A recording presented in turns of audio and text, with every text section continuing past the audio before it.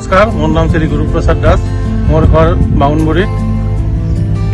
ইয়াতে মাকৈ খেতিবিলাক কৰা হৈছে মূলতঃ ফলৰ আৰু কাৰণে চাইলেজৰ কাৰণে।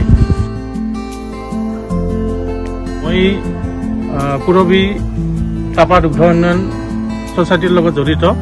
মই বৰ্তমান আমাৰ টাপা ছ'চাইটিত প্ৰত্যেক দিন 70 লিটাৰ গাখীৰ দি আছোঁ। মোৰ এতিয়া 5জনী গাই খিৰাই আছোঁ আৰু 3জনী গাইমান ৰেডি হৈ আছে। এই জানুৱাৰী মাজভাগত মানে মাঘ বিহুৰ পৰা মই 31 লিটাৰকৈ দিম। পুৰবীৰ লগত সম্পৰ্ক কৰি গাখীৰ দি মই ভালে পাইছোঁ আৰু পুৰবীৰ কৰ্মকৰ্তা কাৰ্যকৰ্তাসকলে মাজে সময়ে আমাক ভিজিট কৰিছে, দিহা পৰামৰ্শ দিছে আৰু ভৱিষ্যতেও যেন এনেকুৱা দিহা পৰামৰ্শ দি থাকে সেইটো আশা ৰাখিছোঁ।